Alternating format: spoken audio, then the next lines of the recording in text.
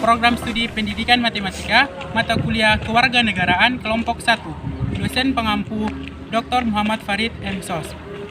Perkenalkan, nama saya Zikri Al-Katiri, NIM 123-056842200003. Di sebelah kanan saya. Perkenalkan, nama saya Rupi S. Lasamuna, NIM 123-058-42200006. Di sebelah kiri saya. Perkenalkan, nama saya Safarila Ade, NIM 123-056-84-220019. Pada kesempatan kali ini, kami akan membahas tentang Pancasila sebagai filsafat dan dasar negara. Untuk lebih mengefisienkan waktu, langsung saja kepada pemateri. Secara yuridis, Pancasila sebagai dasar filsafat negara tertuang dalam pembukaan Undang-Undang Dasar 1945. Alinea keempat yang berbunyi, maka disusunlah kemerdekaan kebangsaan Indonesia itu dalam suatu Undang-Undang Dasar Pancasila 445 Undang-Undang Dasar Negara Indonesia yang terbentuk dalam suatu susunan negara Republik Indonesia yang berkedaulatan rakyat dengan berdasar kepada ketuhanan yang Maha Esa, kemanusiaan yang adil dan beradab, persatuan Indonesia, dan kerakyatan yang dipimpin oleh hikmah kebijaksanaan dalam permusyawaratan perwakilan, serta dengan mewujudkan suatu keadilan sosial bagi seluruh rakyat Indonesia. Melihat dari rumusan tersebut, yang dimaksud dengan berdasar kepada ketuhanan yang Maha Esa, kemanusiaan yang adil dan beradab, persatuan Indonesia, dan kerakyatan yang dipimpin oleh hikmah kebijaksanaan dalam permusyawaratan perwakilan, serta dengan mewujudkan suatu keadilan sosial bagi seluruh rakyat Indonesia adalah dalam pengertian sebagai dasar filsafat negara. Setiap sila atau dasar atau asas memiliki hubungan yang saling mengikat dan menjiwai suatu satu sama lain, sedemikian rupa hingga tidak dapat dipisahkan. Filsafat Pancasila secara umum adalah hasil pemikiran yang sedalam-dalamnya dari bangsa Indonesia yang dianggap dipercaya, diyakini, serta sesuatu kenyataan dan nilai-nilai yang paling benar, paling adil, paling bijaksana, paling baik dan sesuai dengan bangsa Indonesia. Melalui penjelasan tersebut, kita simpulkan bahwa Pancasila sebagai produk filsafat yang digunakan sebagai sudut pandang hidup. Filsafat Pancasila juga memiliki fungsi dan peran sebagai pedoman penggaan sikap, tingkah laku, serta perbuatan dalam kehidupan sehari-hari dalam bermasyarakat, berbangsa, dan bernegara untuk bangsa Indonesia. Setiap nilai-nilai yang ada dalam sila Pancasila perlu dijadikan sebagai dasar dalam hidup berbangsa dan bernegara. Untuk mengetahui dan memahami lebih dalam tentang filsafat Pancasila, kita bisa lihat tentang pengertian filsafat Pancasila menurut beberapa para ahli. Yang pertama, menurut Insinyur Soekarno. Menurut Soekarno, filsafat Pancasila merupakan filsafat asli dari Indonesia yang diambil dari budaya dan tradisi Indonesia dan akulturasi budaya India, Barat, dan Arab. Yang kedua, menurut Soeharto, filsafat Pancasila mulai mengalami perubahan melalui para filsuf yang lahir dari Depdikbud. Semua elemen barat disingkirkan dan diganti dengan interpretasi dalam budaya Indonesia. Yang ketiga, dari Ruslan Abdul Ghani. Beliau mengatakan bahwa Pancasila adalah filsafat dari negara yang terlahir sebagai ideologi kolektif. Saya akan memberikan kesempatan kepada pemateri yang lain. Selanjutnya, saya akan menjelaskan tentang fungsi filsafat Pancasila. Yang pertama, yaitu sebagai jiwa bangsa Indonesia, di mana setiap bangsa Indonesia memiliki jiwanya sendiri. Hal ini disebut dengan istilah Volksgeist, yang berarti jiwa bangsa atau jiwa rakyat.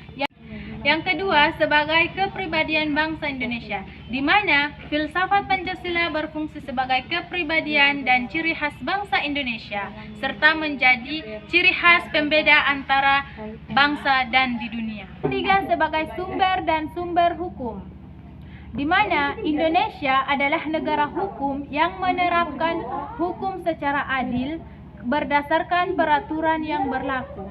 Dalam hal ini, fungsi filsafat Pancasila merupakan sumber dari seluruh sumber daya hukum di Indonesia. Masing-masing dari sila yang terkandung dalam Pancasila berfungsi sebagai nilai dasar, sedangkan hukum adalah nilai instrumental atau keterangan tentang sila Pancasila. Yang keempat, sebagai pandangan hidup bangsa Indonesia, di mana filsafat Pancasila juga berfungsi sebagai cara hidup bangsa Indonesia. Dengan kata lain, Pancasila merupakan pedoman dan instruksi dalam kehidupan sehari. Kemudian yang kelima, menjadi falsafah hidup bangsa.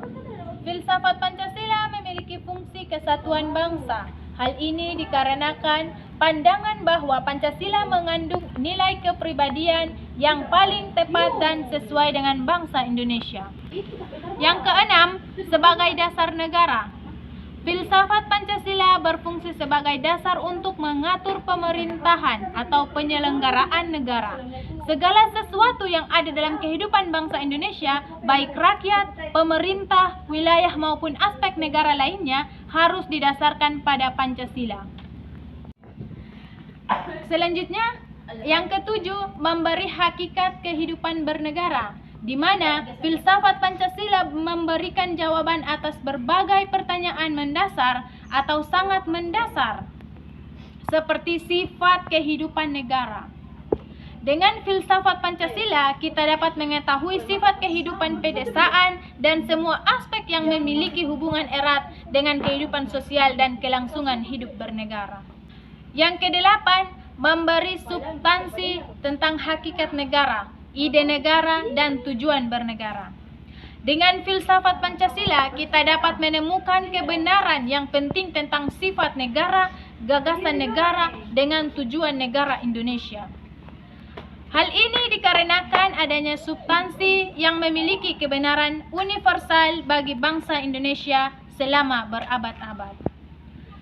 Yang terakhir, menjadi perangkat ilmu kenegaraan, di mana fungsi filsafat Pancasila yang terakhir ini ialah sebagai perangkat ilmu pengetahuan yang berbeda, khususnya ilmu pengetahuan yang berkaitan dengan kehidupan negara. Hal ini dapat tercermin dalam berbagai contoh Pancasila sebagai pengetahuan ilmiah. Saya akan membahas tujuan filsafat Pancasila. 1. Untuk menciptakan bangsa yang religius dan patut kepada Allah yang Maha Kuasa. 2. Menjadi bangsa yang menjaga keadilan baik secara sosial maupun ekonomi. 3. Untuk menjadi bangsa yang menghormati hak asasi manusia, untuk dapat berada dalam kaitan HAM dengan Pancasila sebagai dasar negara kita. 4. Untuk menciptakan sebuah bangsa yang menjunjung tinggi demokrasi. 5. Menjadi negara nasionalis dan mencintai tanah air Indonesia. Jadi, kesimpulan dari materi yang kita bawakan, yang pertama, dengan mengimplementasikan Pancasila dalam kehidupan bernegara dan berbangsa, maka Pancasila merupakan sebuah kompromi dan konsensus nasional karena memuat nilai-nilai yang dijunjung tinggi.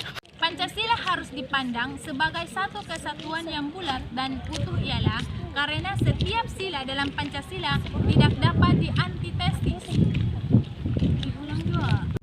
Kesimpulan yang kedua adalah Pancasila merupakan integran crown karena mengatasi keanekaragaman masyarakat. Implementasi Pancasila Indonesia dengan tetap toleransi terhadap adanya keberadaan penetapan Pancasila sebagai dasar filsafat negara tidak hendak menghapus perbedaan tetapi merangkum semuanya dalam satu semboyan imprentif khas Indonesia yang dinyatakan dengan selokan Bhinneka Tunggal. Sekianlah materi yang dapat kami sampaikan, kurang dan lebihnya kami mohon maaf.